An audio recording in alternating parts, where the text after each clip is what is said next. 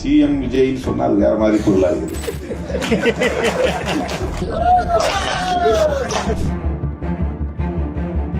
CM விஜய்னு சொன்னால் வேற மாதிரி பொருளா இருக்குது. சிஎம் விஜய்னா திருமாவளவனே சொல்லிட்டாருங்கிற மாதிரி ஆயிடுச்சு. அறிவு வளர்ச்சி என்பது உருவாகி இருக்கிறது, பரிணாமம் அடைந்திருக்கு. ஆகவே சாதி மாணவருக்கு காரணமாக இருக்கிறது என்பதை இன்றைக்கு விஜய் சிஎம் விஜய்னு சொன்னால் வேற மாதிரி பொருளா இருக்குது. அதனாலதான் கேட்டேன், உங்களுக்கு ஏன் சிஎம் வேறு வந்துச்சுன்னா செட்டிக்குளம் ஊர் பேரு செட்டிநாடு சொன்னாங்க. அப்பா பேரு முத்தும் பெருமாள், சேம் மூ விஜய்னு போடலாமே அப்படின்னு எனக்கு தோணுச்சு. சிஎம் விஜய்னா திருமாவளவனே சொல்லிட்டாருங்கிற மாதிரி ஆயிடுச்சு. நம்முடைய இயக்குனர் அண்ணன் பாக்கியராஜ் அவர்கள் படங்களில் ஏராளமாக இந்த சாதி பிரச்சனைகள் விவாதிக்கப்பட்டு, அவர் படங்களை திருப்பி போட்டு பாருங்க. அவர் கதையில அண்ணா எடுத்த உடனே முருங்கைக்காயினார்.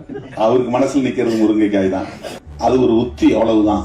ஆனா அவர் அந்த படத்துல சொல்லி இருக்கிற செய்திகள் ஏராளம், ஒவ்வொரு படத்திலும். அப்போ இந்த சாதி அமைப்பு கூடாது அப்படிங்கிற கருத்தை நாம புதுசா பேசல, திருமாவளவன் பேசல, திருமாவளவனுடைய கண்டுபிடிப்பு கிடையாது. சில பேர் அப்படி ஒரு தோற்றத்தை உருவாக்குகிறார். இவன் வந்த பிறகுதான் எல்லாம் ஜீன்ஸ் போடுறாங்க, டிஷர்ட் போடுறாங்க, கூலிங் கிளாஸ் கண்ணாடி போடுறாங்க, பஸ் ஸ்டாண்ட்ல வந்து நிக்கிறாங்க, நம்ம பிள்ளைங்களை மயக்கிறாங்க.